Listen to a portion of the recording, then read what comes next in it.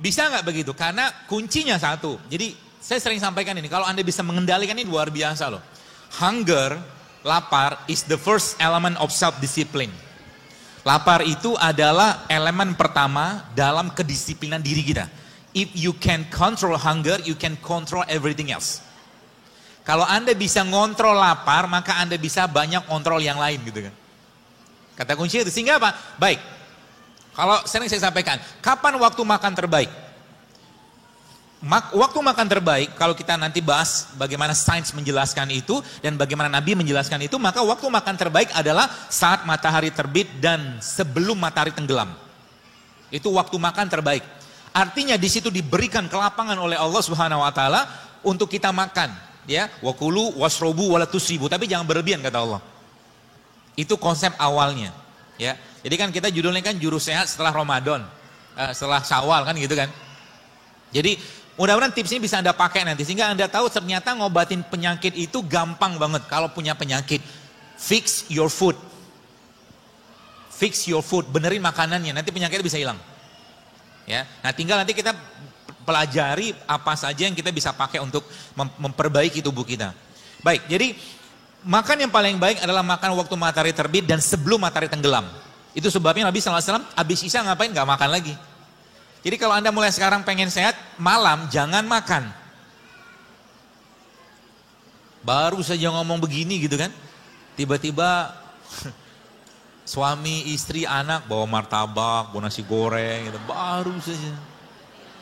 Apa yang Anda katakan? A'udzubillahi minasyaitonirrajim. Gitu.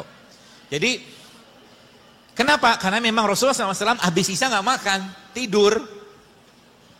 Ya, jadi cara Anda atau cara kita untuk merontokkan lemak sebenarnya paling gampang banyakin tidurnya, tapi banyakin dalam konteks yang positif ya, karena memang secara sains memang orang yang tidur 7 sampai 8 jam tubuhnya bisa membakar lemak sendiri. Gitu ya. Makanya waktu pagi, jadi waktu kita tidur kan waktu kita tidur, kita ngapain sih? Puasa. Kan nggak makan. Terus paginya ya, paginya kita ngapain? Biasa orang makan kan. Nah, puasa itu saya coba hubungkan dengan berbagai macam disiplin dan ilmu lah gitu kan.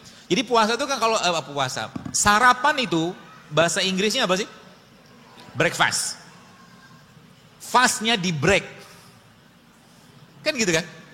Artinya apa? Pagi itu buka puasa. Buka puasa kira-kira lebih cocok makan kurma atau bubur ayam?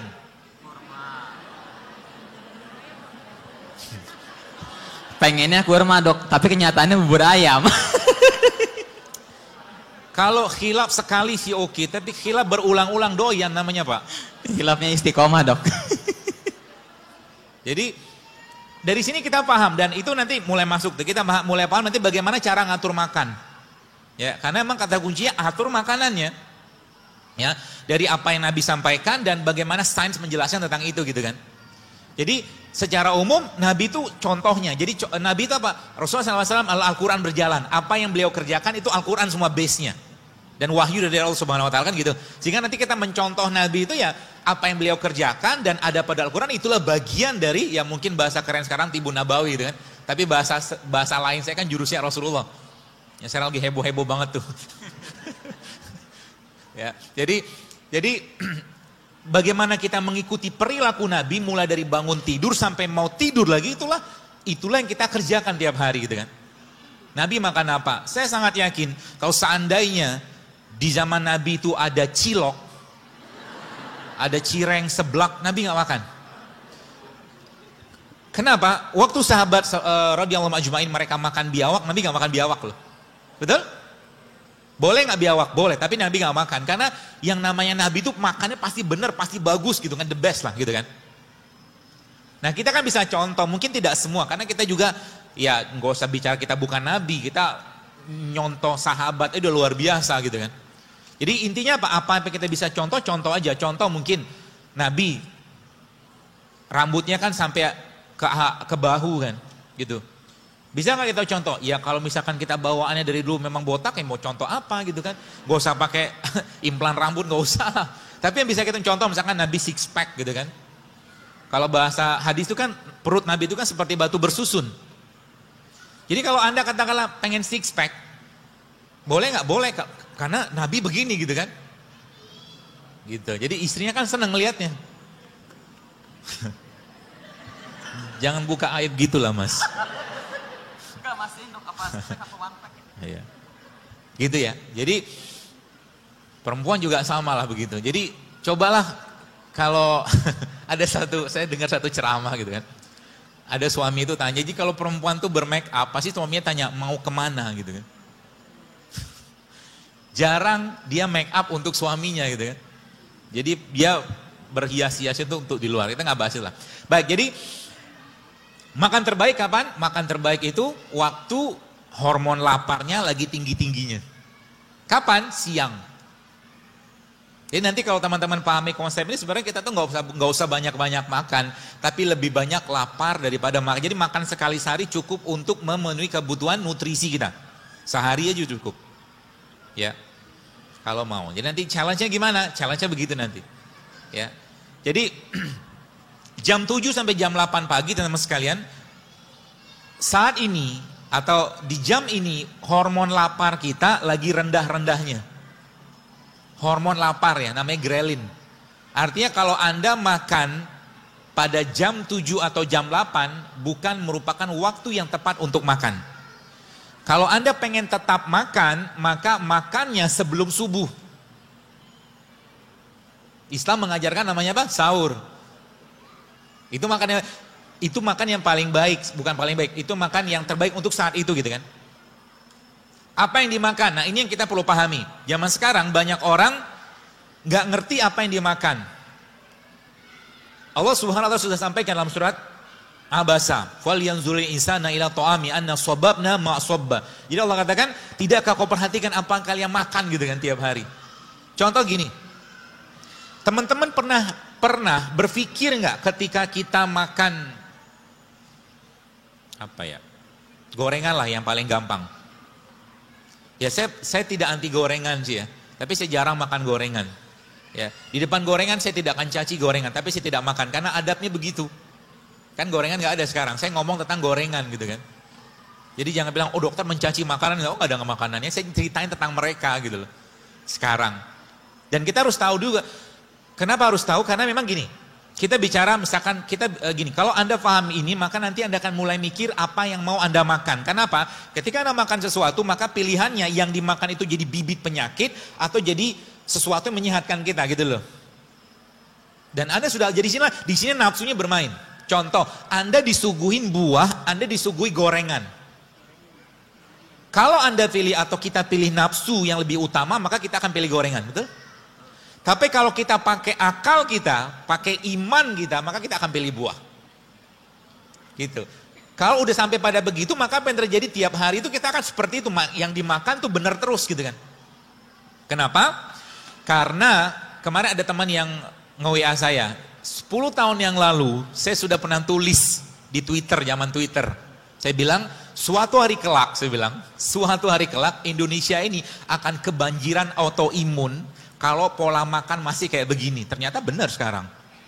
Autoimun kan luar biasa sekarang. Lupus lah, rematik lah, banyak banget. Gara-gara apa? Gara-gara orang nggak ngerti apa yang dia makan. Orang kampung zaman dulu nggak ngerti sosis, Pak. Betul? Orang kampung dulu nggak ngerti nugget loh.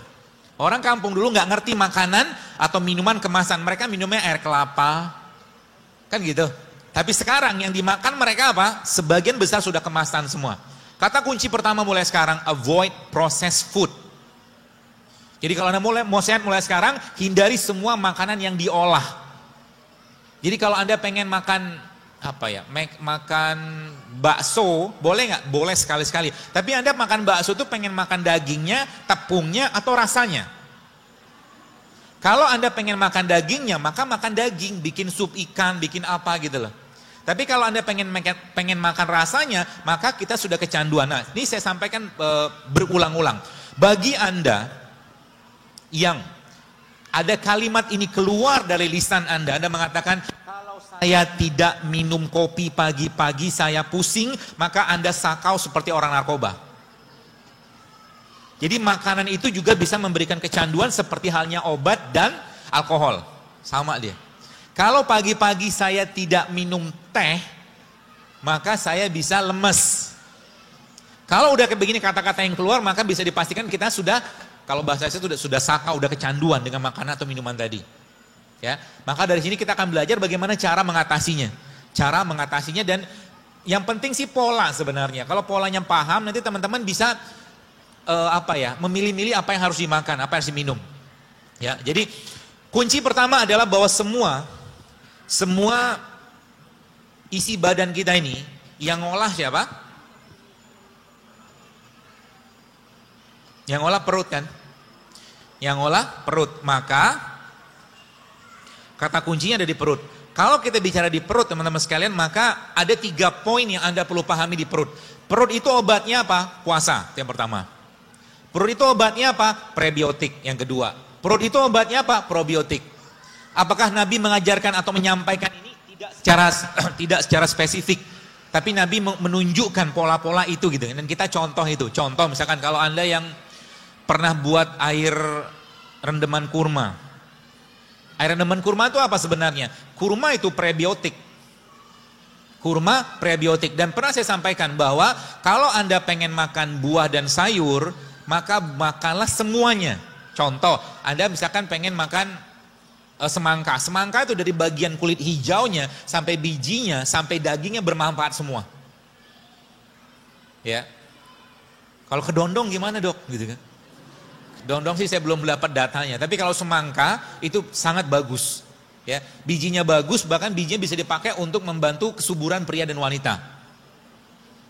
Anggur juga sama. Ya, anggur itu bijinya itu punya minyak, yang minyak itu dia berperan sangat baik untuk melenturkan pembuluh darah kita, jantung semua. Itu minyak biji anggur namanya. Jadi apa-apa yang Allah ciptakan itu semuanya pasti bermanfaat. Kenapa sekarang TBC banyaknya luar biasa? Karena kuman TBC itu habitatnya di tanah. Kuman TBC habitatnya ketika tanahnya terganggu, maka dia cari tempat yang lain. Jadi sebenarnya kuman itu jangan dimusuhin. Ajak kenalan, silaturahim, ngobrol gitu kan. Maksudnya gimana? Gini. Kalau Anda ketemu dengan, jadi jangan takut, kita tuh jangan fobia banget sama kuman gitu loh. Tidak pada ranah operasi atau rumah sakit, ini ranah umum ya. Contoh gini, ada anak orang kaya ya, dia tiap hari tuh kalau mau makan mau apa cuci tangan pakai sabun antiseptik gitu. Pokoknya dikit-dikit sabun antiseptik. Itu yang pertama. Terus ada orang yang biasa-biasa aja, kalau mau makan cuci tangan pakai air gitu aja. Kalau 2 anak ini saya ajak makan rujak pinggir jalan, kira-kira yang diare yang mana? Yang kaya kan? Kenapa? Karena yang kaya ini banyak bakteri di sini dia yang disingkirkan. Maka cara paling baik Anda untuk mengenali bakteri atau memperkenalkan bakteri adalah makan itu. Jika memungkinkan dengan tangan, maka makanlah dengan tangan. Termasuk kalau Anda pengen mendapatkan atau mencurahkan kasih sayang kepada anak, maka sebelum makanan itu Anda suapi, Anda buntel-buntelin dulu. Karena di sini ada enzimnya. Islam mengajarkan dengan sebuah konsep yang luar biasa. Maka ketika bayi lahir, apa yang dikerjakan? Rasul mengajarkan bayi itu dikenalkan enzim bapaknya. Karena kan 9 bulan dia udah kenalan sama enzim ibunya kan. Maka Nabi mengajarkan ada namanya tahnik. Tahnik itu proses pengenalan enzim dan sebuah mungkin biotik yang luar biasa yang ada pada tubuh bapaknya. Terutama di mulutnya. Gitu kan. Jadi dengan mengunyah kurma kemudian diambil bagian serpihan yang lembut tadi diletakkan di bagian, itulah bentuk vaksinasi islaminya gitu kan. Itu luar biasa, ada teman saya meliti dan dia kaget luar biasa karena itu termasuk kategori vaksinasi apa ya dia bilang tuh, saya lupa istilah medis gitu lah. Tapi itu dahsyatnya luar biasa gitu kan. Maka makan dengan tangan salah satunya. Ya. Sehingga apa? Sehingga Nabi mengajarkan ketika kita selesai makan ngapain? Di mut kan, dijilat. Kalau nggak salah pernah ada videonya. Saya pernah share waktu itu kalau nggak salah hashtagnya enzim JSR. Jadi ada satu video yang ketika tangan kita ini dilihat secara mikroskopik ternyata banyak banget biotiknya di sini. Yang kalau dia dicuci dia bisa hilang, dia bisa pergi. Ya, maka jangan berikan atau jangan sering musuhin mereka dengan memberikan bahan kimia. Ibu-ibu mungkin kalau mungkin saya boleh tanya sedikit, Anda pernah ngitung nggak? dari mulai Anda bangun tidur, atau mungkin Anda bersiap yang maaf bekerja, ada berapa bahan kimia yang masuk ke badan Anda? Banyak banget. Dan Anda tidak tahu bahwa salah satu bahan kimia tadi itu jenisnya pestisida misalkan. Contohnya apa? Triklosan. Triklosan itu pestisida. Ada di mana? Sabun. Gitu loh. Nyerap nggak masuk badan? Nyerap masuk badan. Ya, seterusnya lah kayak begitu. Jadi tadi pagi deh saya nulis di Telegram, saya katakan itu saya dapat dari akun Food Meter, itu dokter-dokter juga, dia average woman itu, wanita pagi-pagi itu satu hari dari seharian gitu kan, ada 160 jenis bahan kimia yang masuk ke badannya. Dan masuk dari mana? Masuk dari kulit. Sampo, odol, apalagi namanya, sabun gitu kan, banyak banget. Ya, jadi banyak. Jadi kita harus ngerti juga gitu kan. Dan kita nggak bisa ngontrol mereka, tapi kita bisa mengontrol yang masuk dalam badan kita. Baik, jadi kalau kita bicara tentang perut tadi, kata kuncinya apa? Kata kuncinya ada pada perut. Maka kalau bicara perut, teman-teman sekalian, yang perlu Anda yang perlu Anda pikirkan adalah bagaimana Anda menyenangkan isi perutnya. Cara menyenangkan perut kita sebenarnya tidak lain tidak bukan dengan cara apa?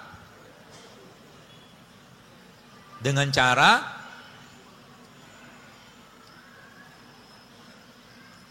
apa? Dengan cara ini. Jadi mulai sekarang, saran saya sih ya, mulailah lebih sering laparnya daripada kenyangnya. Mulai sekarang. Terutama bagi Anda yang pertama. Ada rulesnya sebenarnya. Rules pertamanya adalah Anda yang berat badan Anda di atas rata-rata, which is itu overweight atau obese. Yang pertama. Yang kedua, Anda yang punya banyak masalah kesehatan.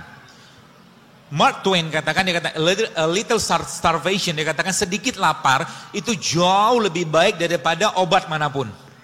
Kenapa? Baik, saya cerita begini. Biar gampang dicerna. Saya punya harimau, contohnya. Contoh aja fiktif. Harimau ini kalau satu hari saya kasih 10 kg daging untuk makan tiap hari. Lalu pada satu hari harimau tadi, teman-teman sekalian, saya nggak kasih 10 kg daging, tapi harimau tersebut saya kasih cuma 1 kg daging saja. Artinya ada sekitar 90% kalorinya dia, nutrisi dia yang saya batasin. Apa yang terjadi? Yang terjadi adalah harimau saya tadi saya bawa ke kerumunan orang. Apa yang akan berlaku? Yang akan berlaku adalah harimau tadi pasti akan makan orang, kan gitu. Tubuh kita juga sama. Nanti Anda akan mulai paham kenapa olahraga terbaik itu justru malah saat berpuasa. Saat perut Anda lapar, maka olahragalah. Kenapa? Karena tubuh kita, bahasa saya itu berubah menjadi singa lapar. Singa lapar, kalau singa lapar maka apa yang terjadi? Dia akan menguras atau dia akan mengambil bagian-bagian energi yang nggak kepake atau lebih gampang dipakai. Bagaimana polanya begini? Polanya begini. Ketika kita bicara tentang apa yang masuk dalam tubuh kita, teman sekalian, maka kalau Anda makan nasi itu isinya apa sih? Karbohidrat.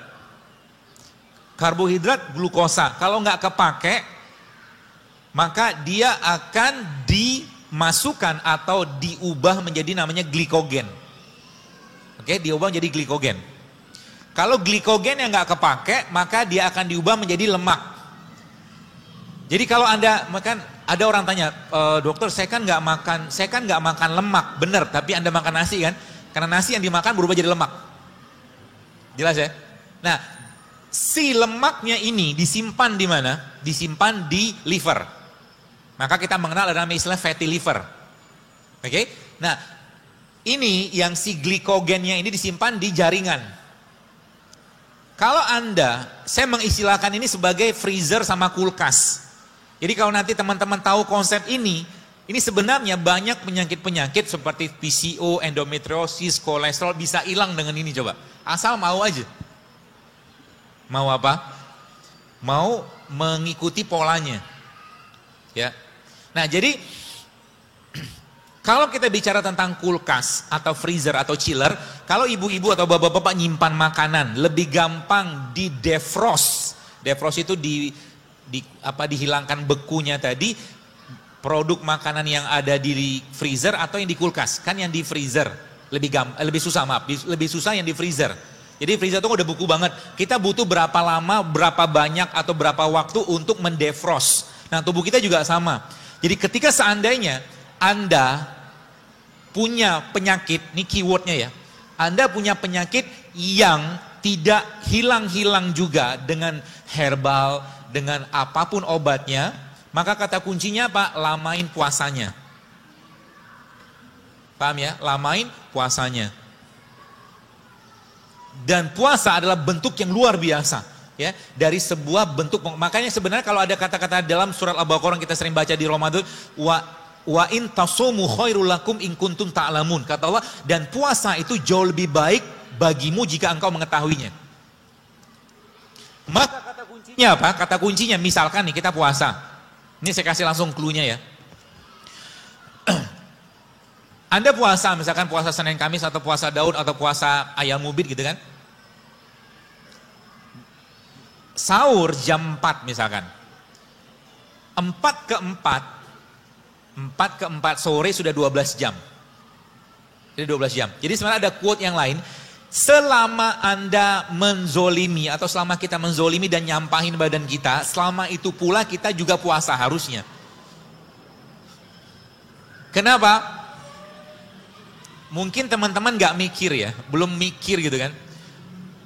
Tubuh kita itu organ yang sangat sensitif. Anda mungkin akan ketemu dengan anak-anak yang tiba-tiba gara-gara makan udang 1 potong langsung muncul alergi, ada gak? Makanan yang kita makan bukan cuma jadi kalori, bukan jadi sel, bukan jadi otot, tapi dia juga akan menjadi bagian dari gen tubuh kita. Artinya apa? Kenapa sekarang banyak laki-laki perempuan ketika mereka sudah menikah, susah punya anak? Karena sebelum menikahnya dia, ngapain? Nyampah kalau bahasa saya.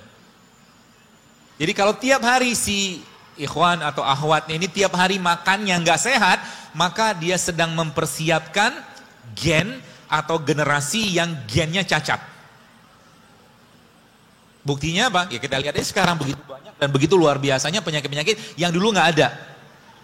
Kemarin saya ketemu dengan pas lagi ke mall, ada keperluan sama istri sama anak-anak, terus ketemu dengan bapak-bapak. Ternyata dia ngikut saya di Instagram, dia cerita panjang lebar. Jadi dia itu waktu menikahnya, sebelum menikah dia sudah hidup sehat gitu kan.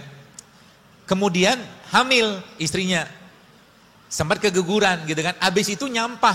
Setelah nyampah itu 3 tahun susah banget punya anak. Itu saya bilang kuncinya di situ saya bilang. Jadi nyampahnya Anda itu membuat semua metabolisme atau semua organ tubuh kita itu bekerjanya akhirnya tidak optimal lagi. Nah ini yang bahasa saya itu spare part. Spare part.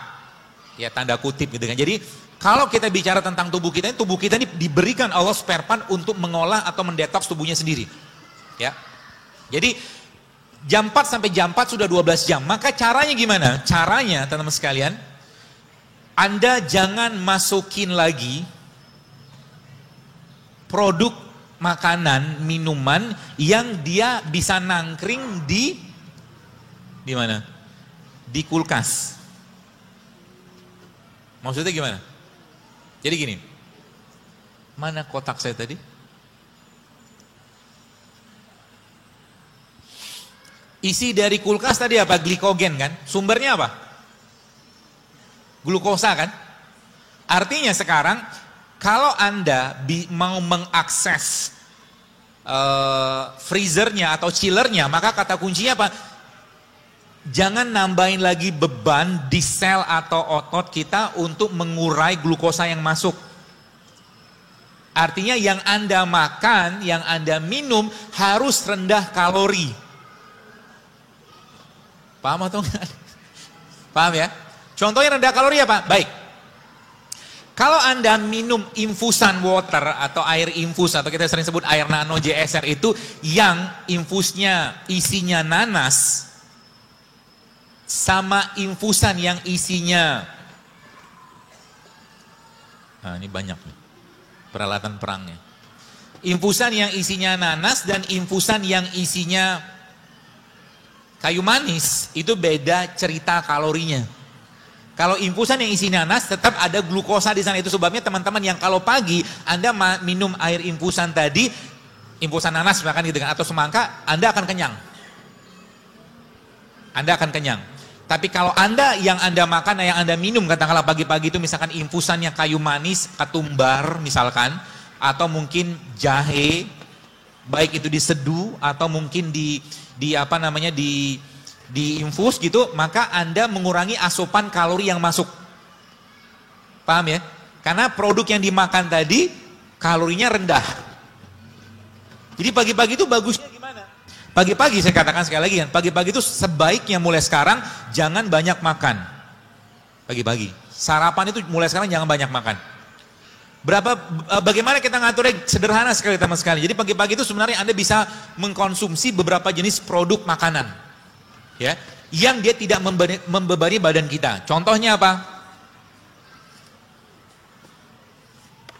Nih, misalkan ini kayak teh hijau. Ini saya bawa sampelnya aja. Ini teh hijau. Teh hijau ini kalorinya rendah nggak?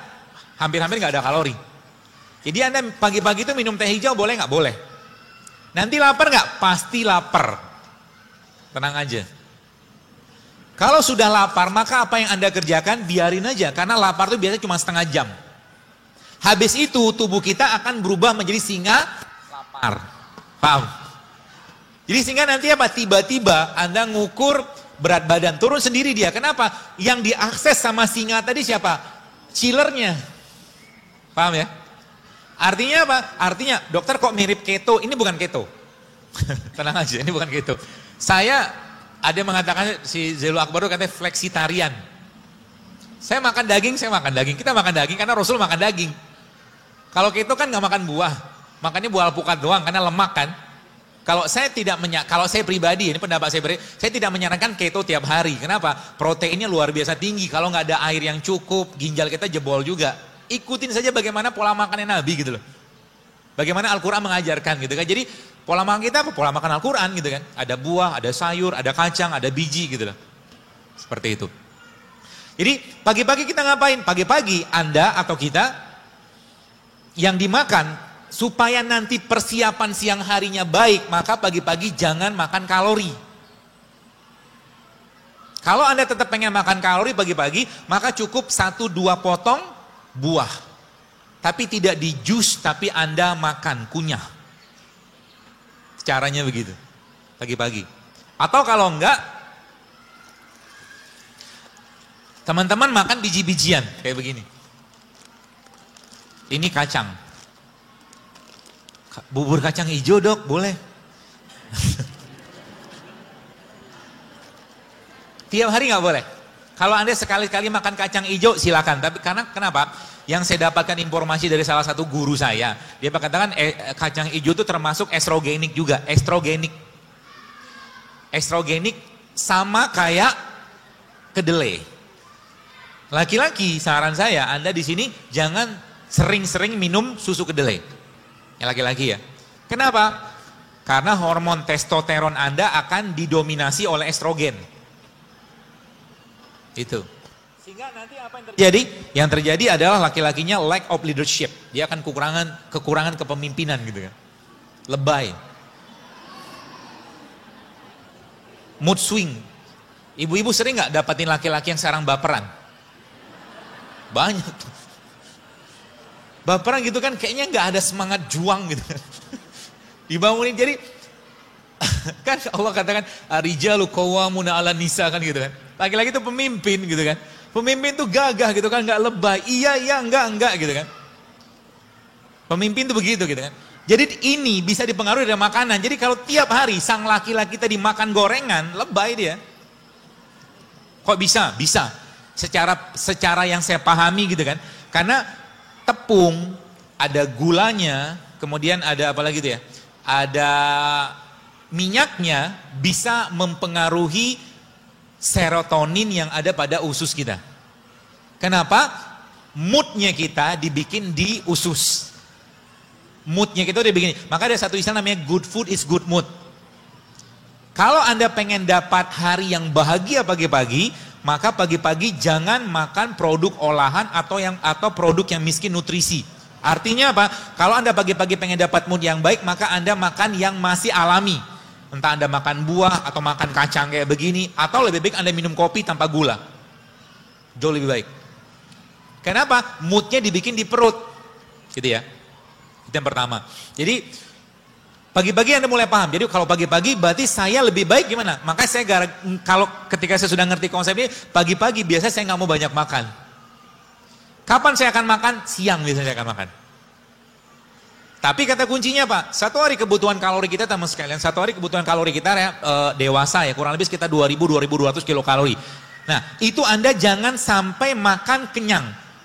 Adakah rulesnya dari Nabi SAW? Ada. Nabi katakan apa? Sepertiga makan, sepertiga minum, sepertiga udara kan gitu. Jadi makan mulai sekarang bukan untuk kenyang. Karena banyak orang gara-gara kenyang ibadahnya nurun. Makan itu untuk apa? Untuk memenuhi kebutuhan nutrisi. Ya, jadi kita makan untuk memenuhi kebutuhan nutrisi, bukan untuk kalori saja. Jadi kata-kata ini mudah-mudahan bisa Anda cerna baik-baik.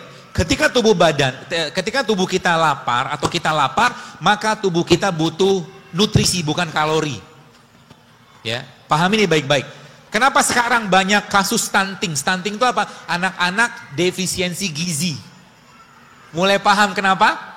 Coba lihat, yang dimakan apa sih mereka? Saya kadang-kadang lihat di kampung, saya tinggal di Bekasi gitu kan, saya lihat anak-anak tuh paginya sarapan sudah snack loh. Isinya apa? Penyedap. Sekarang Anda pergilah ke toko, supermarket, beli roti, lihat. Roti itu isinya apa sih? Yang kemasan ya. Isinya gula, tepung, mentega, sama apa lagi? Ya, kurang lebih itulah. Telur, 4 isinya. Tapi kalau Anda lihat, roti zaman sekarang, ingredientnya bisa beberapa paragraf. Betul? Apa isinya itu? Sebagian besar bahan kimia gitu loh. Sebagian besar bahan kimia. Masuk nggak ke badan? Masuk. Dan jadi bagian. Belum lagi kalau kita bicara tepung. Tepung itu kalau boleh saya katakan salah satu salah satu bahan yang kalau boleh saya katakan mulai sekarang, hindarilah sering-sering. Jangan sering-sering makan tepung. Tepung yang dikasih minyak, dikasih sayuran namanya apa? Wah.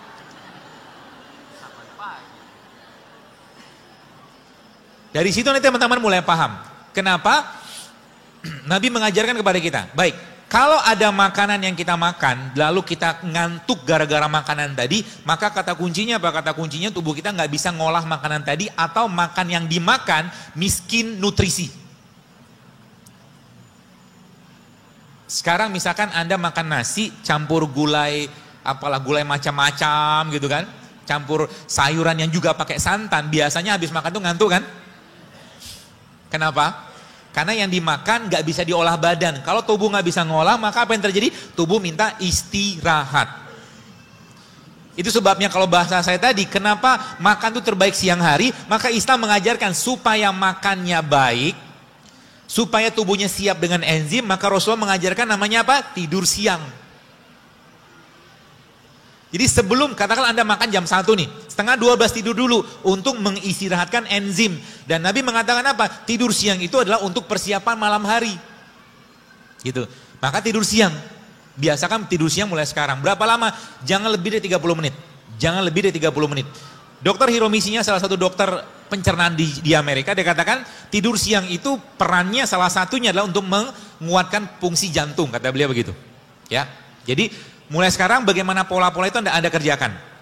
Lalu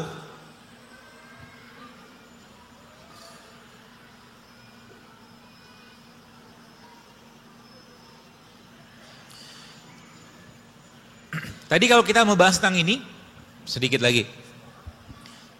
Artinya mulai sekarang kalau Anda lemes, kalau teman-teman lemas, jadi konsep ini bisa kita pakai tiap hari. Jadi kenapa orang puasa, kata apa hikmah Nabi SAW ketika berbuka puasa, beliau SAW memakan rutop, kurma. Karena kurma kategorinya apa? Pertama dia kategorinya prebiotik. Kurma itu prebiotik, itu yang pertama. Yang kedua, kurma mengandung glukosa. Lagi lemes-lemesnya, kita makan glukosa. Bagus nggak? Bagus. Apa yang terjadi? Yang terjadi kemudian adalah tubuh kedapatan atau terasup energi, sehingga kita lebih berenergi ketika berpuasa.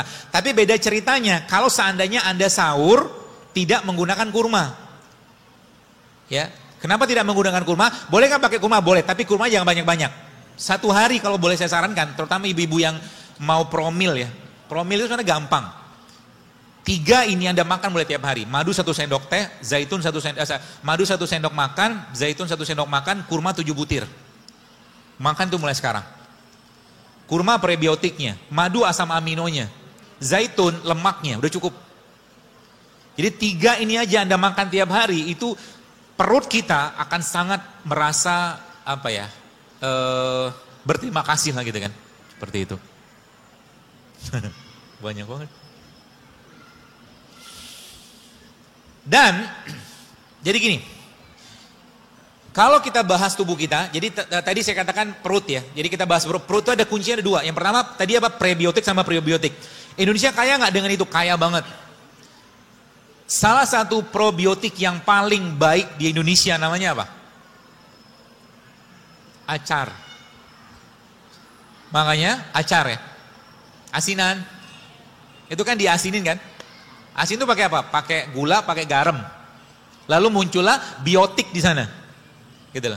Itu sebabnya kimchi itu salah satu makanan fermentasi di Korea, itu diakui dunia sebagai world healthiest food. Kan gitu. Indonesia punya nggak makanan lain yang juga tidak kalah sehatnya? Ada, namanya apa? Tape. Tape itu sehat. Tape itu kan fermentasi kan? Ada glukosanya, ada. Nanti kalau Anda misalkan lagi perutnya lagi bermasalah, sebenarnya sepotong kecil tape itu bagus banget. Di samping tempe juga bagus. Tempe juga probiotik. Ya. Jadi yang pernah saya share di IG kemarin itu, ketika prebiotik ketemu probiotik, maka bahagianya luar biasa mereka. Sudah ada nyobain belum? Tempe di jus sama kurma. Enak Pak. Kok nyeleneh gini? Ya begitulah nyeleneh. Ya, nyeleneh tapi yang bagus gitu kan. Jadi ketika tempe ketemu kurma, maka Anda sedang mengawinkan prebiotik sama probiotik. Dan gak usah makan banyak-banyak. Jadi pagi-pagi sarapannya udah cukup sebenarnya. Kenapa? Kurma prebiotik kan. Ada gula nggak? Ada. Tempe probiotik kan fermentasi. Ada protein? Ada. Jadi ketika kurma ketemu tempe, ada nggak sih? Tuh nggak disiapin ya? Nggak ngomong saya, nggak apa-apa lah. Lupa pula. Tempe sama kurma. Nggak ada sisa di depan. Jadi ketika tempe ketemu kurma, itu the best. Dan makan tempe itu paling baik dalam kondisi tempe yang mentah. Jadi pagi-pagi sarapannya, kok aneh begini, coba aja kerjain. Nanti seminggu aja Anda kerjakan, Anda akan merasakan badan yang jauh lebih sehat. Serius. Ilmu begini emang gak diajarin di sana, di fakultas gak diajarin. Saya belajar sendiri gitu kan.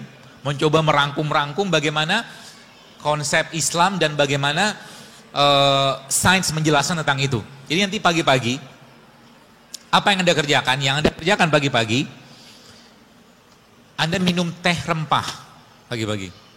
Teh rempah itu contohnya apa? Ketumbar, kayu manis, jahe juga termasuk rempah lah ya. Atau mungkin teh kunyit gitu kan. Boleh diinfus, boleh dikasih air panas. Habis itu Anda makan apa? Makan kurma, 3 butir aja. Ya, nggak usah banyak-banyak. Lalu habis itu Anda makan tempe. Jadi nyamilnya tempe sama kurma. Tempenya diapain? Mentah. Kenapa saya lebih sarankan mentah? Karena ada satu ilmu, bukan satu, gini, protein itu rusak dengan pemanasan. Jadi sebenarnya orang yang makan telur di dadar, proteinnya sudah rusak, tapi gizi tetap ada ya. Protein dia sudah namanya denaturasi.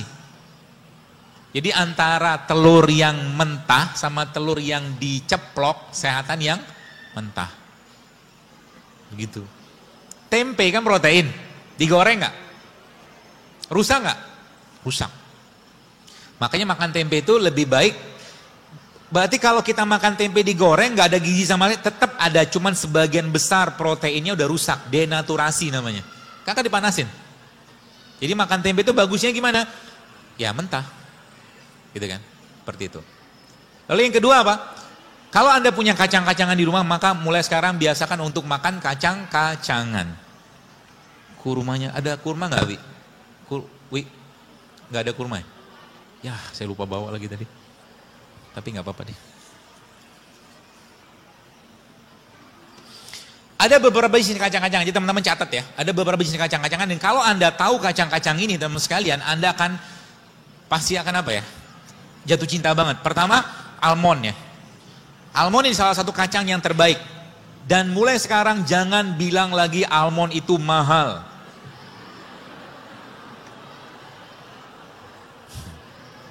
Kenapa? Karena kalau kita tidak mengupgrade isi pikiran kita, sampai kapanpun kita tidak akan bisa beli, serius. Saya kasih tahu sedikit rahasia saya.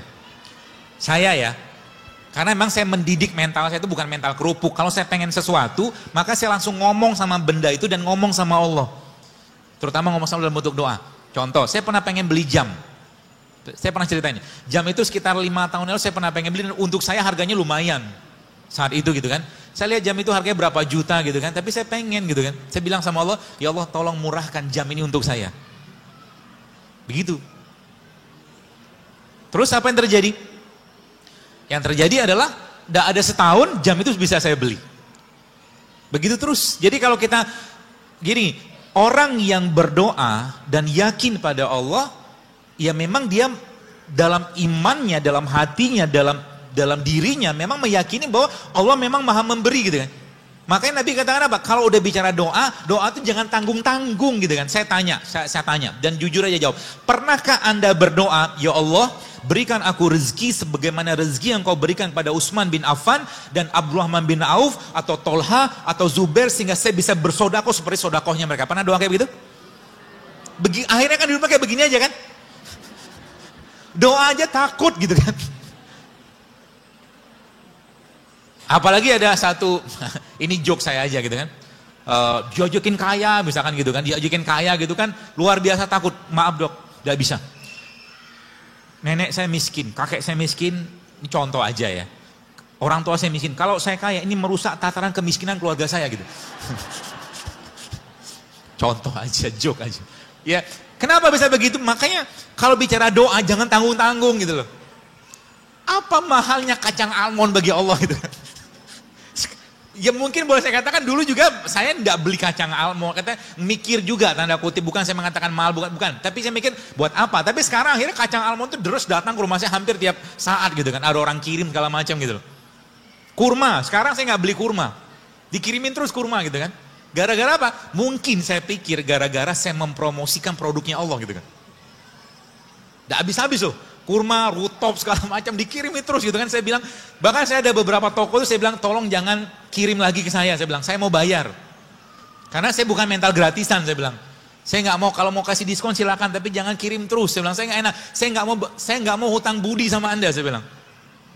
Ada toko tuh saya bilang, dia minta alamat. Saya nggak mau.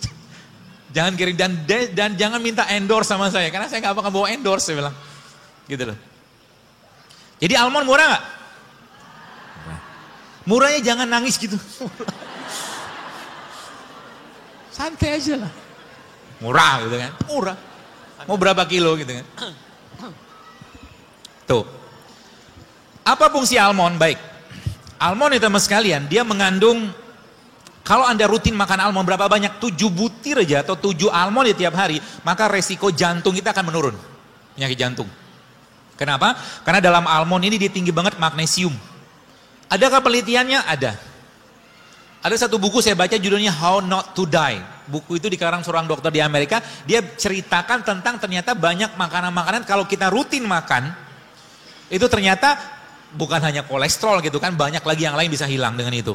Jadi almond. Dan dia tinggi banget antioksidannya. Ibu-ibu, terutama ibu-ibu ya, Anda tidak perlu banyak make-up-an. Kalau Anda mengasup mineral, vitamin E cukup, maka apa yang tadi, muka Anda akan glowing sendiri.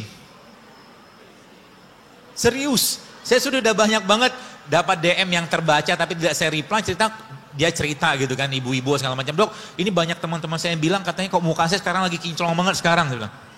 Ya iyalah, saya bilang, kenapa? Kalau belum waktunya tua, dia akan balik. sel kita itu. Makanya jangan racuni badan kita dengan bahan-bahan kimia mulai sekarang. Ya, sabun, odol. Saya dulu mah pakai odol nggak? Pakai. Odol tuh banyak bahan kimianya nggak? Banyak. Maka saya pakai odol, kalau nggak ketemu odol yang non fluoride, saya akan pakai odol biasa. Berapa dosisnya atau berapa banyak, saya akan pakai odol beras dibagi 3, tuh ukuran odol saya. Sudah pernah lihat isi odol apa? Sudah pernah lihat gini, bukan nakut-nakut, ini faktanya begitu gitu kan, ya mau diapain lagi. Di Amerika odol itu ada peringatan. Peringatannya apa? Jika tertelan anak-anak, maka segera hubungi pusat penanganan keracunan setempat, CDC namanya. Itu di Amerika. Sekarang beberapa odol pun sudah ada peringatan itu. Karena emang bahan di situ emang nggak cocok kalau tertelan. Ya, seperti itulah.